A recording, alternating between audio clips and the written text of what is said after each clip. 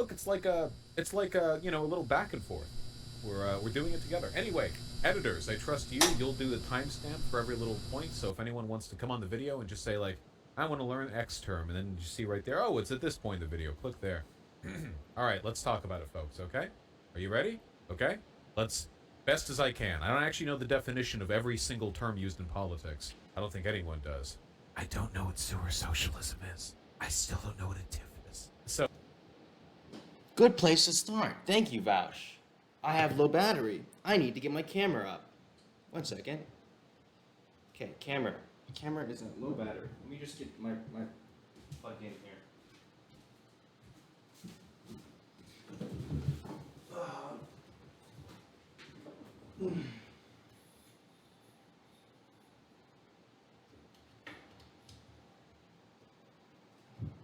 Good? Did it move? I don't know if it moved. Don't care. It's so good.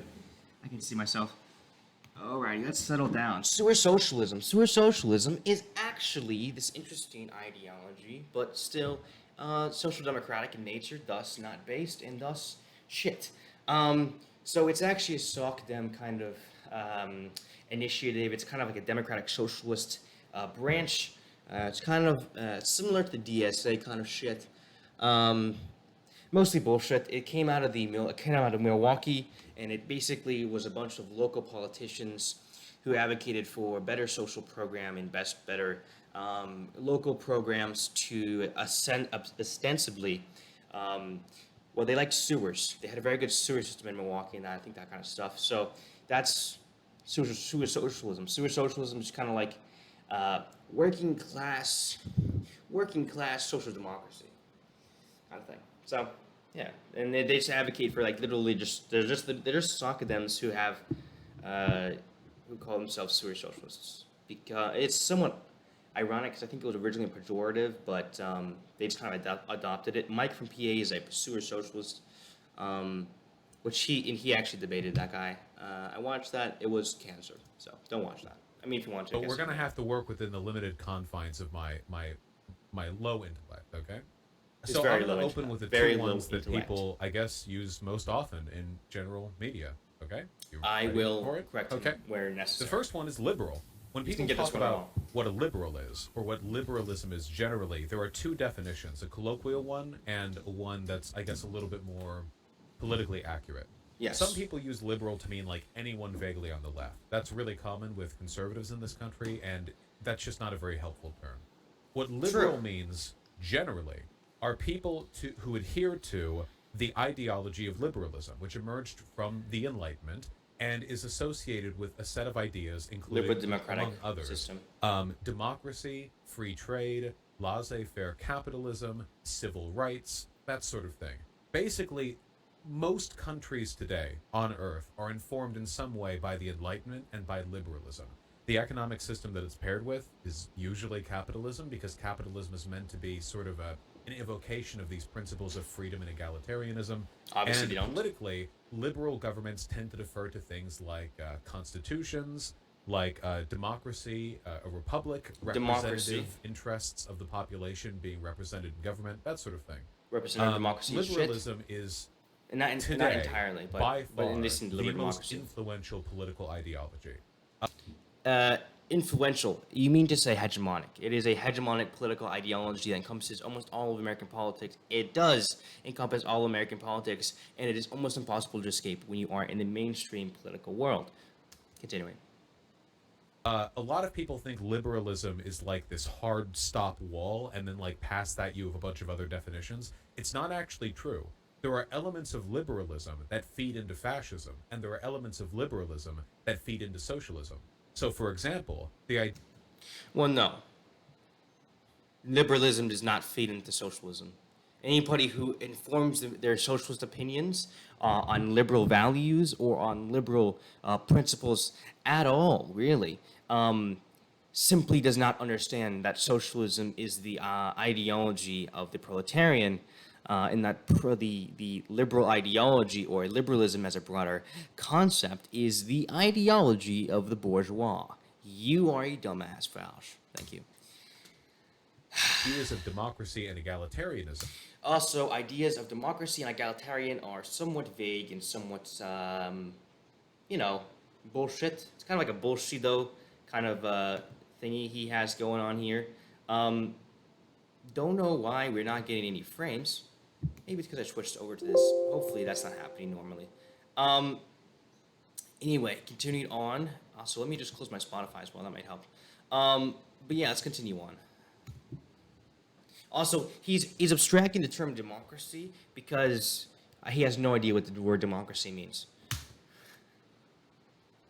Are ones that are very typically evoked by socialists, and those are liberal ideals.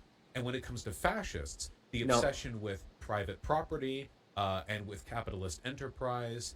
Fascism is, in fact, reactionary liberalism to some extent or another. The idea of fascism, at least Mussoliniite fascism, and the fact that Mussolini himself fetishized the Roman Republic and Rome, broadly speaking, a lot of the ideas that came out of Rome informed, and the ideas that came out of Greece as well, informed the creation of modern classical liberalism, at least in America and some of the other places. So the idea of fascism being not related to liberalism is a little bit, I don't know, he didn't make that point. But what I'm going to say is that fascism is somewhat reactionary liberalism, I would say, to some extent or another. So yeah, that's kind of my piece there, I think. Is that my piece? Yeah. And with, well, they wouldn't call this that, I guess, but antagonism between people of different economic classes, that also tends to feed Class into the way that collaboration. fascism comes about. So Class really, collaboration. liberalism encompasses a lot, and it can lead into a lot. It can't. I don't think it's like an exclusively hegemonic. positive or negative thing. It is entirely When it negative. comes to conservatism, what does conservative mean? Conservatism is literally just liberalism. This but definition conservative. really isn't as clear cut. Usually people just mean conservative to mean like Or a they can mean, reactionary like- of some kind. Somebody No, who not believes necessarily. there's something in the past that they want to preserve. But maybe. that doesn't always end up really describing conservative behaviors. There are conservatives, for example, who want to push towards something that's never really existed before. We see that all the time with the way this country is run. The abolition of, say, for example, private schooling, or sorry, not private schooling, public schooling, the deference of everything to the free market. That's not an old idea. That's It's a kind of liberal like idea, a though. new thing. but It is entirely a conservatives push liberal for it idea. Anyway, here's the some definition extent that or I another. like to use. Okay, They're still liberals. and it's the They balance just have between the different left and the right. ideas. If you want to use conservative, to I will just talk mean, over like, him, people who but- are on the right, I think that's about as good as one you're going to get. For me, You shouldn't and use this is conservative very to be on the right, subjective. because people can be when on I the think of conservative. somebody who's on the right, I think of somebody who wants to preserve or to promote hierarchy. The idea that different Liberals. people deserve different things in life, that Yeah. some people's place is above others and some people's place is below others. Liberals tend to And be this very can take classist a as million well. forms. This Like can be Vaush. about gay and straight people, trans and cis people. It can be about economic performance, the wealthiest and the poorest. There are so many ways this can come about. Conservatism is about promoting and defending those systems. Yeah, a natural order of sorts that needs to be preserved. And you see this They're all just- the time in conservative policy. I mean, sorry. I'm Pretty gonna much go through all this, I guess. policy that Republicans push for today in America is conservative in the sense that it seems to I'm gonna have to split this into either parts. preserve or exacerbate some kind of inequality. On the other hand, when I say something's So on do the liberals left, as well. I say the opposite, that it's a push for egalitarianism, an effort Not to necessarily. flatten the hierarchy, to make it less Hierarchical or hierarchical subs. Fuck. Hierarchical subs. We're not gonna get into this right now. I'll get into authority later if he talks about like libsoc or something. uneven, less hierarchical. So those are really vague general definitions that I tend to use, and I think they explain right and left tendencies better than any other simple definition. But if you want to just say something's conservative, I would just say it's to the right or it's promoting a hierarchy. So that's liberal and conservative. Put down flatly. I defer to all of you. Hit me with it. I want to see terms. What is classical liberalism? Classical liberalism generally just refers to the original ideology of liberal philosophers. So classical liberals tend to defer back to Enlightenment thinkers for political and economic solutions to today's problems. Of course, there are a lot of people who will say they're classical liberals when in reality they just mean they don't actually know what liberalism is. So, libertarianism. No. Libertarianism is a big one. So, libertarianism originally was a left-wing term. You're not going to guess this, but the word libertarianism was actually about maximizing liberty. That's what it came from. And the reason why this is fundamentally like a leftist principle, if you actually read Marx, I say, having not read much Marx, what Marx was concerned about. Having not read much Marx, Marx, I haven't read that much Marx that either, but at least I understand it better than he does. Everyone should have maximum freedom, the ability to the greatest possible extent, pursue what they wanted to do in life. That's what libertarianism used to be about. Lefties used to promote that to the greatest possible extent. However, American libertarianism, or right libertarianism, depending on how you define it, is a corruption of those ideas. And I say corruption very literally because the people who co-opted that term literally bragged about taking it away from lefties. And right libertarianism just basically seems to be about eliminating government intervention to the greatest possible extent, with the exception of the police, military, and protecting private property rights. That really seems to be it. Every libertarianism has a different set of definitions for what they believe in, you know? Like, seriously.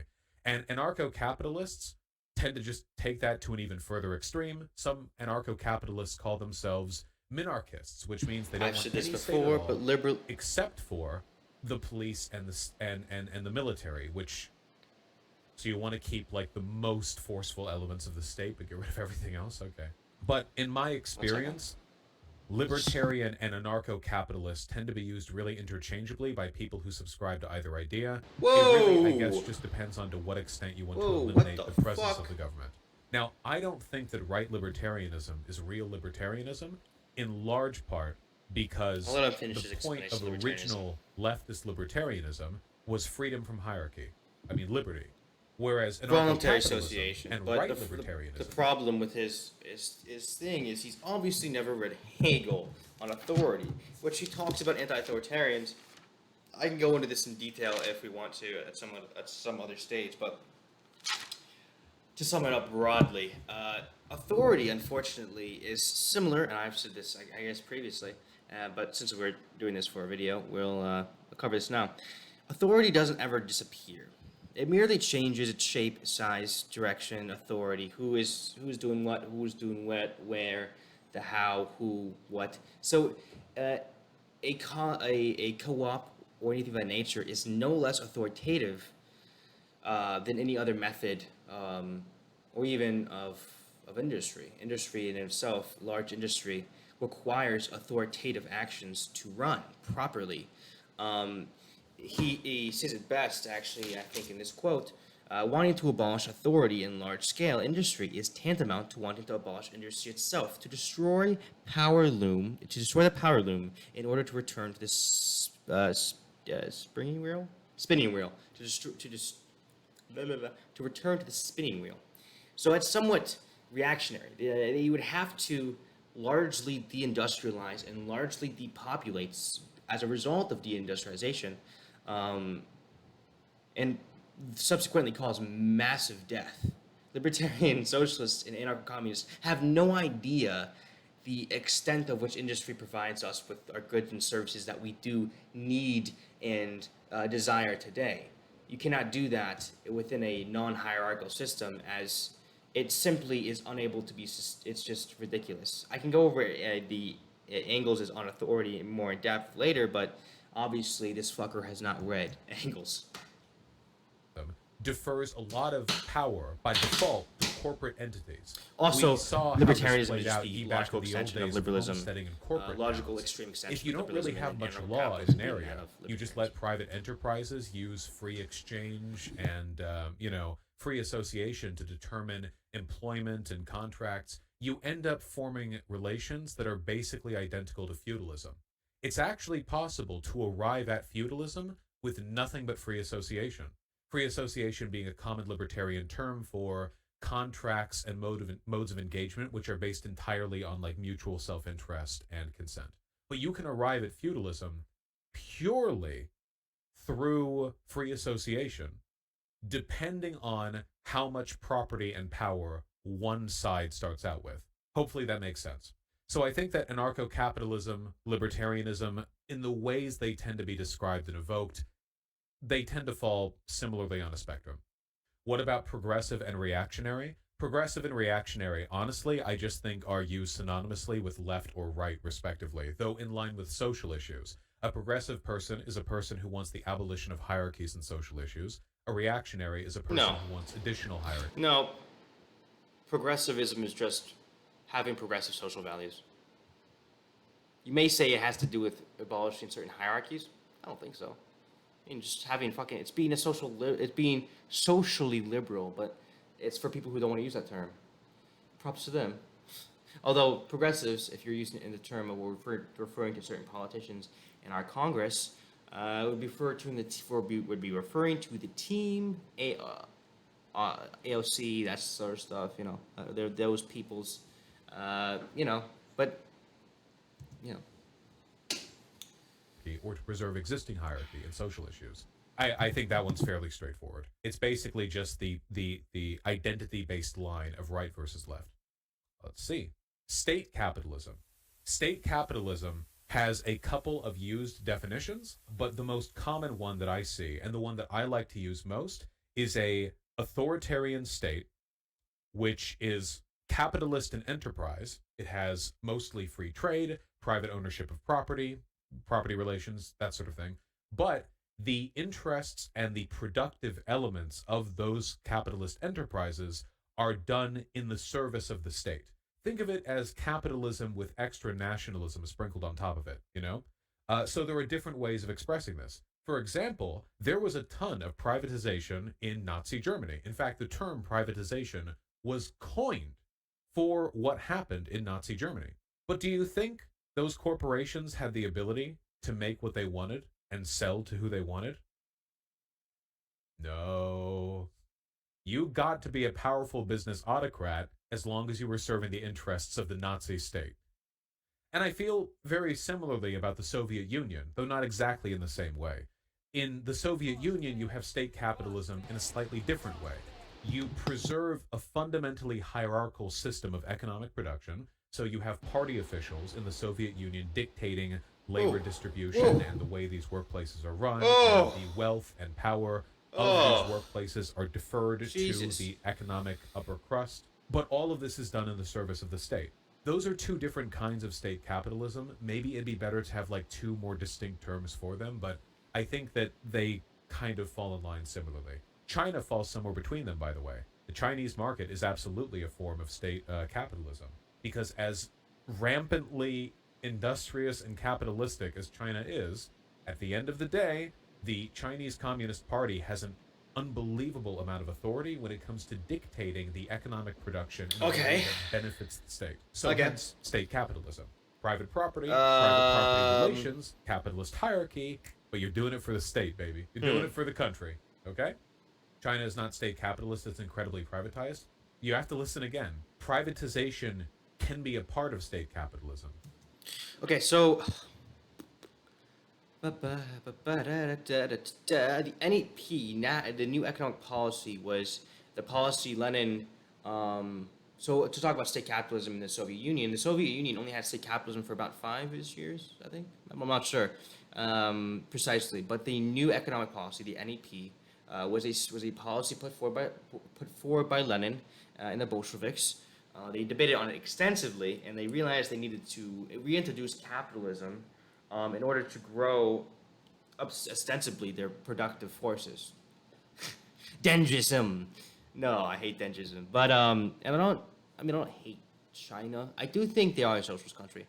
They are a state socialist in a way, I guess, if you will. They are ruled by Communist Party. They are ruled by a socialistic party, supposedly. I am not anti-China necessarily. I think that China should be supported for its anti-imperialism and anti-Westernism. But in the idea that, for example, Vaush brought this up, that the Soviet Union, during its entire history, was somehow had markets in it. after the NEP is ridiculous, and I don't know if he's going to correct himself later on. But that entire idea is just ridiculously ridiculous, to be fair.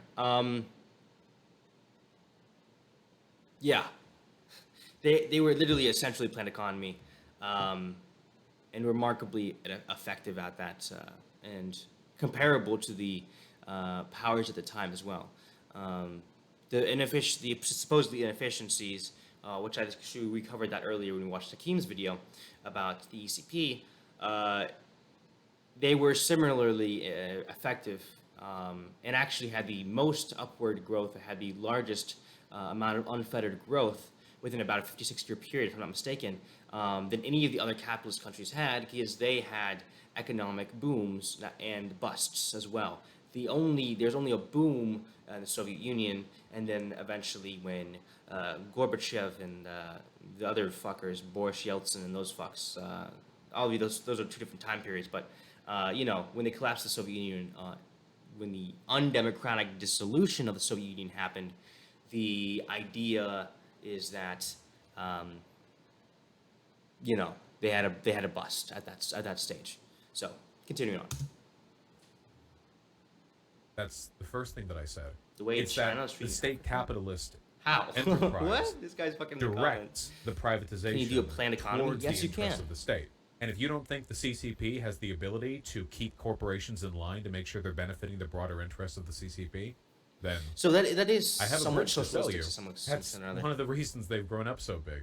Talk about social democracy. So social democracy, generally speaking, is a term used to refer to, this sounds so patronizing, but it's like nice capitalism. Capitalism has a lot of externalities, and a lot of harm is done by the ways in which the wealthy and the poor, the owners and the workers interact with each other. Social democracy is essentially, what if we maintain the basic, economic elements his asshole. But then we use the taxation that we derive from the population to put into social programs and wealth redistribution programs. And basically, you keep the economic system, but then you use the incredible wealth derived from it and redirect it towards the interests of the population. Social democracy, in my opinion, is a highly defensible, probably the most defensible economic system that's currently implemented in the world today at anything even approximating a large scale. I don't think there's really such a thing as like a socialist state at the moment, but there are social democracies out there, and they're a hell of a lot better than what America is right now, in my humble opinion. Oh, tanky. So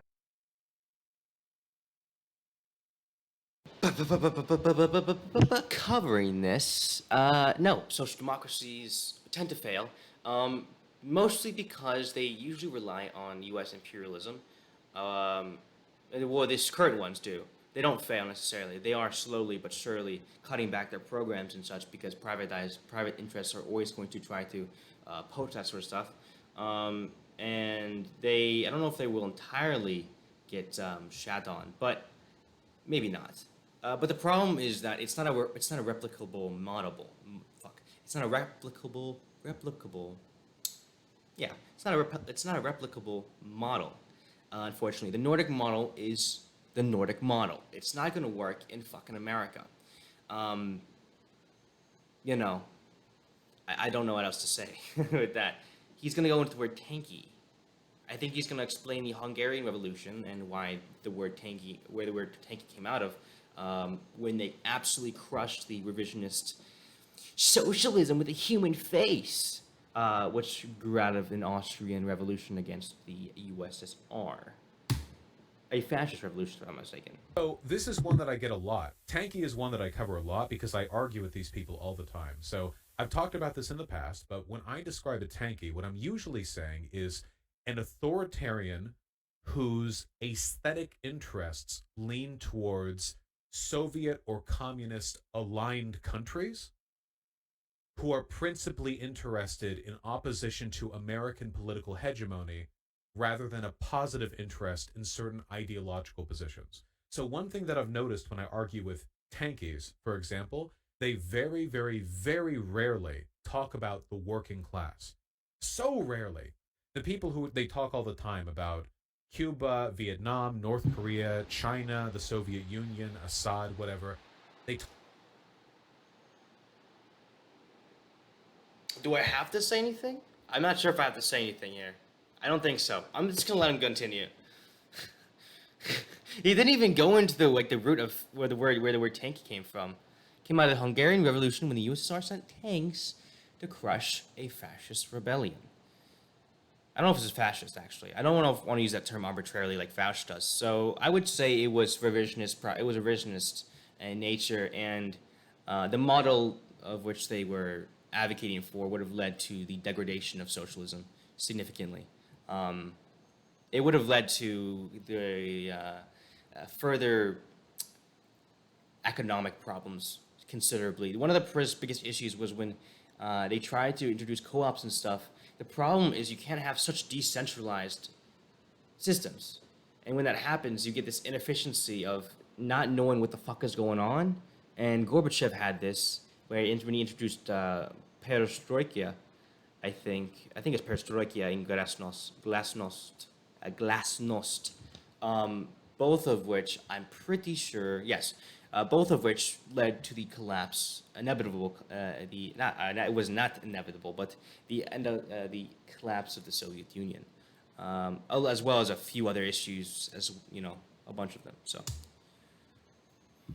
continuing on. talk about leaders. They talk about states. They talk about military and revolutionary activity. But so rarely do they talk about the working class, which is kind of the point of socialism, a little bit, kind of an important one. Well, it's All right, because I'd they say feel like fairly they need to defend their essential to the whole, positions and equation. defend the countries. I often call which are already Chinese red socialist. fascists, and when I say that, I'm It's a being pejorative. sincere. I noticed a lot of the same tendencies from them just being reflected onto a different set of national aesthetics. Take, for example, when I was arguing with Uyghur genocide deniers, they engaged in a lot of the same tendencies. This ethnic group has tendencies towards violence and they need to be cold and or disciplined. I've never heard a tanky argue that point. I have heard tankies argue that there are separatist activities, specifically ones correlated very directly with the Saudi states and the Gulf states, of which that is very much a pretty obvious. I mean, if someone's doing terrorism in your country, you take authoritative actions. We have extraordinarily more authoritative actions against our own peoples when they are accused of terrorism. For example, I'm pretty sure we waive all of their rights to be seen before a judge. And I mean, if you see that, I mean, it's a little bit interesting, I guess, to see how anti-democratic our supposed democracy is, especially regarding our justice systems and that sort of thing. Our state is the greatest state, and there is a conspiracy the rest of the world has against us that we must fight against in order to bring our people to power. Yes, it all, the if you run it all neoliberal down, hegemonic hyper powers. nationalism, hyper xenophobia. Well, they're not really. Really No. often weird reactionary takes that they'll No. bust out if it's How? convenient to the interests of the. Look, one thing I remember most fondly, I was talking with a person not who was mentioning defending it in Stalin, the Soviet Union. and he was saying the reason why Stalin sent gay people to gulags was because of Western imperialism. That were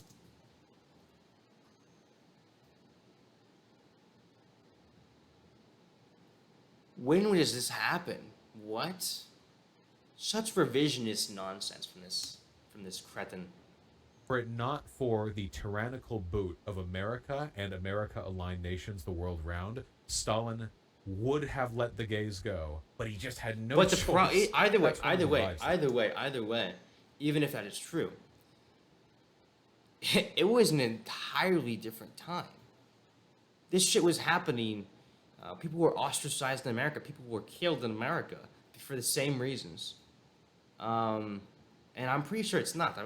I've seen multiple debunks on these sort of claims before. I could probably link them maybe, but I probably will forget, to be fair. Okay. But you know. So I tend to call them red fascists. If you see me on Twitter for any length of time, you'll probably see me arguing about or against one of these types of people. But yeah, that's generally what I mean when I say tankies. What's the difference between tankies, Nazguls, and Nazis? That is an excellent question, and for me, the difference is largely aesthetic. So, I just described what a tanky is.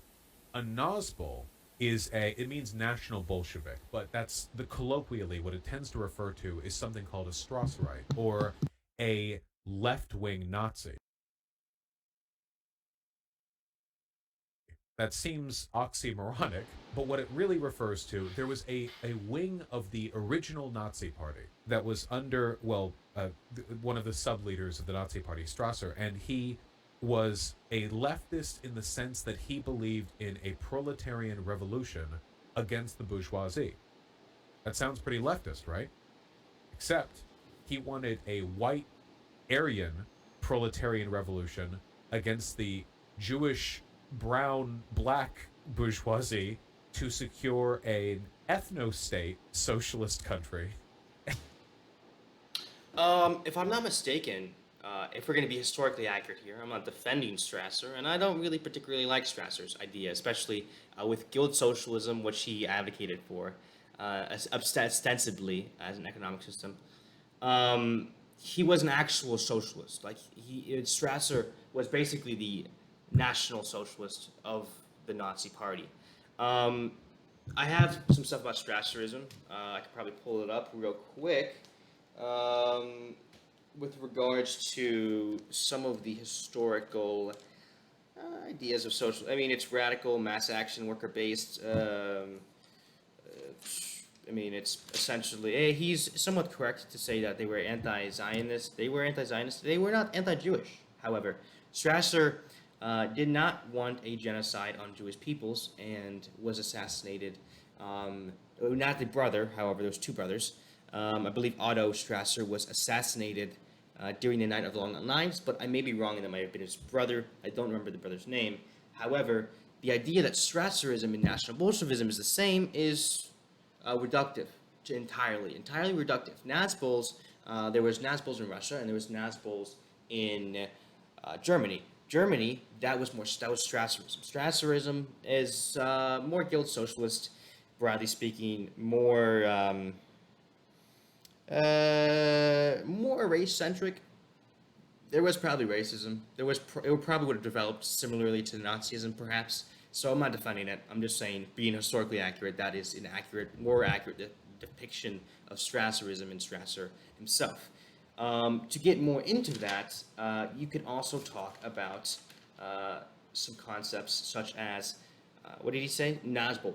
So National Bolshevism in Russia specifically usually refers to people who, I think Dugin, is kind of a Nazbolish. I believe he believes in fourth theory. Fourth theory is the idea that both socialism, fascism, and communism communism and socialism and fascism were both killed off essentially by liberalism, by liberal hegemony in the world, by U.S. imperialism, and that sort of thing.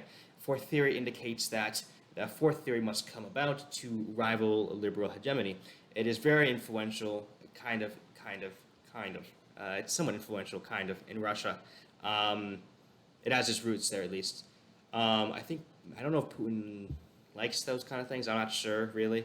I think that's kind of like the Navalny stuff. I think Navalny may be interested in fourth theory. But basically, they believe in a united Eastern European front against... a united Eurasian front against liberalism and liberal hegemony. Not liberalism as social liberalism specifically in the form of liberal hegemonic political power and rivaling that. So that's a better example of what Nazbolism is. I might just skip through his Nazbol description if he just goes off on an unrelated tangent that is just going to extend this video to an extent which is unreasonable. Basically, it's what if you took a Nazi, but you added revolutionary class politics onto it, you know? Now, sorry, the Strasser brothers, not one person named Strasser, my apologies. Now, with all that being said, in my experience, usually people who call themselves Nazbols or third positionists, that's another common term that tends to overlap with it.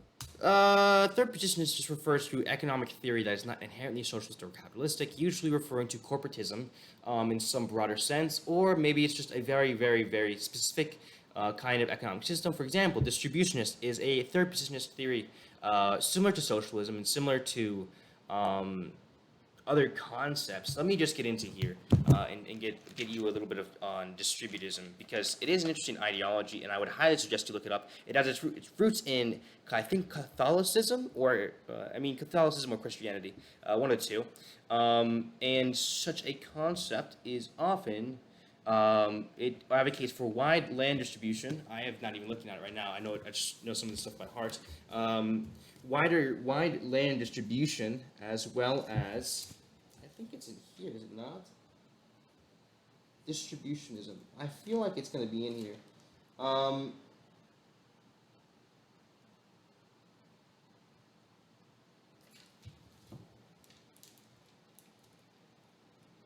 Distributionism is essentially kind of like consider it socialism for Christians, kind of. Similar to syndicalism, actually, somewhat. It usually is somewhat reactionary in ideology, only because it states that usually a lot of them want to go back to a less industrialized era. It's very unrealistic, unfortunately, and it is very interesting, though, so I would suggest you look into distributionism, but it's a third positionist theory that is not inherently Nazbol, as he would like to claim. Third positionism just refers to economic ideologies, economic systems specifically within ideologies, that don't fit into as well, third positionism can be used. Wait, third positionism? Wait, am I using the right word? There's another third positionist kind of word. Third way. No, so third way is different. So third positionism is just, whatever. So let's go into communism versus socialism. Because I think I don't need to go into his Nazbol shit, because he has no idea what fucking Nazbols are. What's the difference between communism and socialism? Marx didn't really distinguish between the two, but just like one's lower form of the other. But Interesting. Because, if I'm not mistaken, I think both Marx and Engels describe socialism as the process of which communism can be achieved. Communism, actually, I think both Marx and Engels as well say this almost explicitly, that communism is not a given stage. It is not a guarantee. Socialism may continue forever. The process of going towards communism may continue indefinitely. I am someone who believes in socialism indefinitely. I do think that it's a good idea. I mean, socialism indefinitely. I'm not too opposed to it. So yeah, that's what that is. And communism is obviously, I don't want to say classless, stateless, moneyless society, because it can get very blurred, especially if you actually read Marx and Engels and that sort of stuff. I would suggest you do that instead of listening to me about it. So, yeah, and I wouldn't listen to Vaush about it either. So let's skip his entire thing, because I don't feel like addressing those points, because I'm assuming they're bad. I'm not gonna do all that shit. people tend to look for tradcon versus neocon.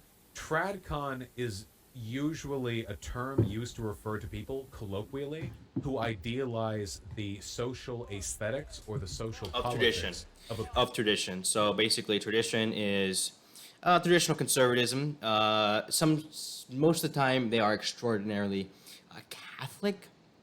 And I think you know what I mean. Like, they have those Jesus edits, that sort of stuff. Actually, you know what? I'm going to do exactly what Vaush is doing. I'm going to explain all these terms for you. And I want you to listen to them, and I don't want you to listen to Vaush, because Vaush is a dumbass, and dumbasses should not be listened to, broadly speaking. So traditional conservatives believe in a need for a transcendent moral order. They maintain that there are certain natural laws of the universe, or certain natural laws of a society. They want to strengthen our bonds. They have bonds over social. Okay, bonds over social order. They want to have bonds over social order. A strong emphasis on customs, convention, and tradition. The theoretical reason is derided over and is considered against practical reason.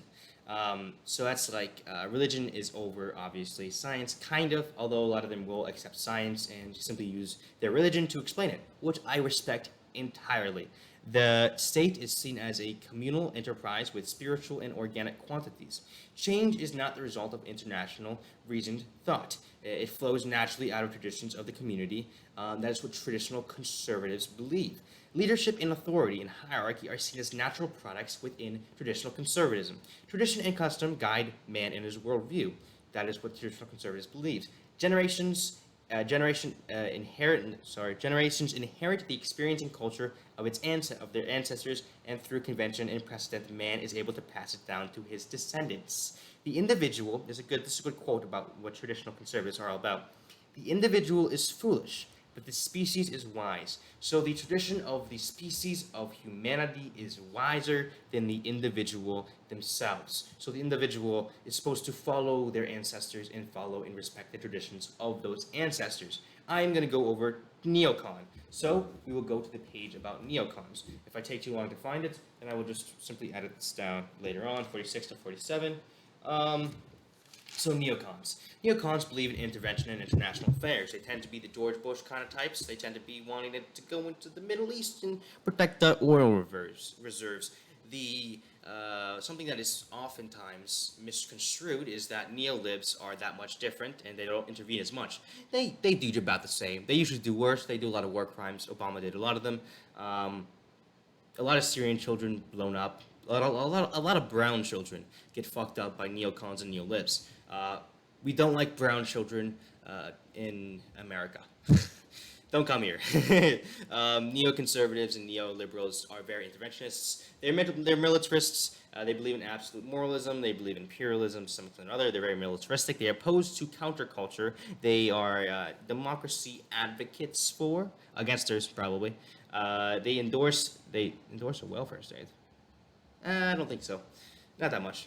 Free markets. They believe in free markets and capitalism. They interested in confronting enemies. That has to do with their imperialism and their militarism. They believe they are fortified by a conviction that they hold the moral high ground. So it's often hard to argue with these people. Military first option on foreign policy, obviously very militaristic. I want you to understand and get this in your head. Neocons, military. Neocons, military. Neocons, military. Neoliberal order. Neocons are essentially the extension of neoliberalism in a conservative format. Disdain for conventional diplomatic policies, forcing democracy and ideologies, forcing liberal democracy on the Middle East was a horrible idea that has resulted in millions of deaths. Trying to build an American empire, they reject counterculture. Yeah, we have that one. Their political stance, they advocate for the promotion of democracy and intervention in international affairs. They believe peace through strength and disdain for extremists and commies. Foreign policy, yes, the biggest key. Biggest key, foreign policy is what distinguishes neocons. And what distinguishes neocons from neolibs is their social issues. But most neocons are relatively progressive in nature, which is interesting. A lot of the more Trumpians are less neoconish, and most neocons were less favorable of Trump than maybe paleocons would be. Paleoconservatism came out of the Trump movement to some extent or another. It came out heavily out of the Trump movement, but it existed previously. So let's cover paleoconservatism, since he is only covering traditional conservatism and neoconservatism. Traditional conservatism is actually an element of paleoconservatism. Paleoconservatives often want restrictions on immigration, very, very, very, very strict restrictions on immigration. They want to roll back sometimes multicultural programs. They're non-interventionists in foreign policy. They are decentralized in foreign policy. They oppose free trade and supporting republicanism in the United States. They oppose abortion, gay marriage, and LGBTQ rights. They believe that tradition is a better guide than reason. They defend the moral order. The deepest problems in society, according to paleoconservatives, are not economic or political, but in fact moral. They're extreme individualists. They are the logical extension, the extreme extension of liberalism and conservative liberalism, kind of. Conservative liberalism? Yes. No. Actually, not actually. Paleoconservatism is liberal in a way.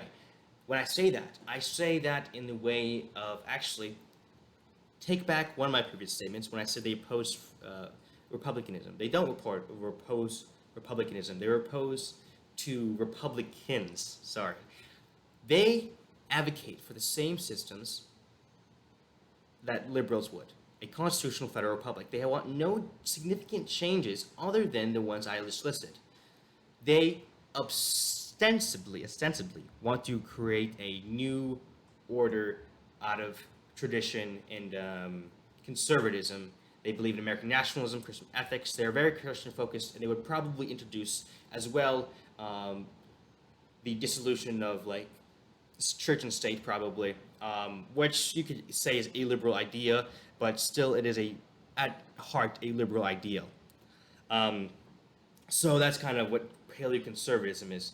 They believe in a lot more localism as well. They're somewhat anti-federalist, kind of, although they can be extremely nationalistic, so it can depend on the individual. Let's go on to the next thing. I'm not even going to watch the rest of this video, critical race theory. I can't go over that. He can go over that. That's something that he's probably very on about. So, technocracy.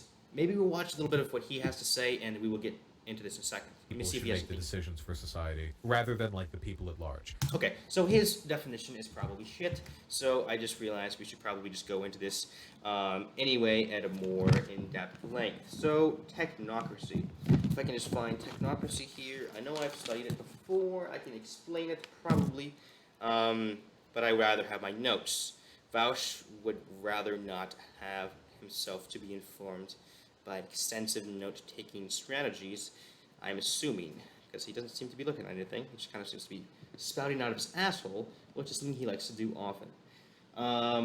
Let's go to technocracy. I think it's in this second one over here. Oh, valley of plenty, oh, valley of plenty, oh.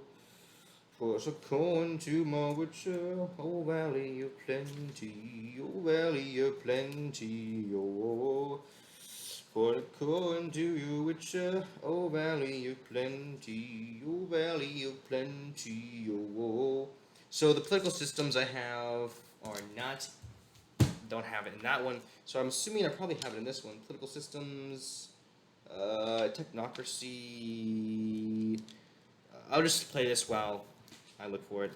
Don't listen to Now, what there you are say, instances where I think there's a benefit to deferring to the expertise of some authorities. For example, Dr. Fauci, and more broadly, like the pandemic. Sometimes you have like an overwhelming emergency where democracy is not a sufficient framework for dealing with things. We do the same things during wartime, by the way. Do we democratically vote on which military actions to take? No. We have military officials, or experts, whose job it is to do those without any democratic input whatsoever. And to be honest with you, I have a feeling that a democratically run military would probably be a little bit less functional. The problem with what he's saying is that it exactly goes against libertarian socialism, which is his ideology of hand, of his ideology. The entire idea that libertarian socialists or anarcho-communists could run a military properly could be seen and demonstrated in the CNT in the Spanish Revolution, in which they got shit on because the ultra-left ideas, libertarian socialists, and that sort of stuff, corrupted that sort of thing. Now, technocracy, broadly speaking, usually is talking about a group of very technical and very specialized experts running a society. It is a very small group of people. They are not elected. They are chosen probably through a system of tests and rigorous processes. It is extraordinarily anti-democratic. It is more than usually a reactionary position, and it tends to be held by more fascists. Mussolini fascists tend to advocate for more technocratic leadership. They believe their leaders should be educated and well-read and that sort of stuff, which is a valid and somewhat good principle. However, that should come in a more organic way, not in a non-democratic way necessarily. Although he also talks about how military action, since it cannot be democratically elected and that sort of stuff, the same can be said about industry. And I already went over this, but if we want to go back into this, he is just demonstrating now that he has extremely reactionary views, or extremely contradictory views on these issues. he accepts the fact that military could be run this way, but he does not, in fact, accept the fact that a military industrial complex couldn't be run this way in a democratic manner. And when I say democratic manner, I mean in the form of co-ops and that sort of thing. The reason why the USSR collapsed, or one of the reasons why, at least economically, where it started to kind of depreciate, if you will, was when they introduced more worker ownership. And when I say worker ownership, I just mean they were given more workplace democracy. It was inefficient, and it was entirely against the principles of socialism. So, continuing. Actually, not continuing. Why would I continue with Vaush? Let's go meritocracy. So this one I actually did cover. So this one is actually this one. And if you want to cover meritocracy, good place to start would be 32, page 32. So meritocracy, broadly speaking, is an ideology of consisting of merit-based. So merit-based, so this is not technocratic. Technocrats are unelected. Meritocrats, however, have to take tests and stuff to get into the positions of office. So we don't have to take any positions of, or any tests necessarily to get into office today, although you have to have a shit ton of money and the backing of one of the two parties. So they believe, meritocrats tend to believe that everybody should have to be merited in their positions of authority and that sort of stuff. It's in liberalism, within liberalism and within the free market, people think, wrongly so, that meritocracy naturally forms in liberalism or in a free market system. It does not. A meritocracy forms specifically, I guess, in the form of, what am I saying? I already went over it. You know what I guess meritocracy, think merit. Just think merit. Capitalism. Do I have to go over that? No, I'm going to skip over that. Theocracy. Theocracy is just ruled ostensibly objectivism. Oh, so objectivism came out of, maybe he actually has good points on this. He might actually have good points on this, so we'll watch this one. Thing? Objectivism? Objectivism is an ideology that people usually use in reference to Ayn Rand. Yes. Objectivism Agreed. is basically mega super duper hyper extra super double triple libertarianism. I wish I could describe it like better than that, but I can't because it's stupid, and so is Ayn Rand. So He, first good take of the video. Thanks, Vaush. He is correct. Ayn Rand is an absolute fucking moron. Ayn Rand is someone you should never listen to, and if you read any of her stuff, you'll know exactly why. There is actually an entire website dedicated to debunking Ayn Rand. I don't know where it is. I will find it eventually. Maybe I will put it in this video. Ayn Rand. Ayn Rand. Okay, so where do we start here? So objectivism is that the idea that there's objective truth, I think, or objective reality. She's wrong, she's dumb, and she's stupid. So I'll explain why. One thing is that according to her philosophy, or the NAP, the non-aggression principle, anything that affects other people, if it doesn't affect other people, you can do it. What she was a smoker. Unfortunately, this violates the NAP because secondhand smoke, research that was coming out on it, came out during her time period. She absolutely it completely denounced any of the research, any of the science that came out, because it actually it violated the NAP, and she herself smoked because it was causing harm to others, which is why you shouldn't necessarily smoke. And she would just denounce the science off of no actual basis because of that. Objectivism is objectively horrible. Sorry.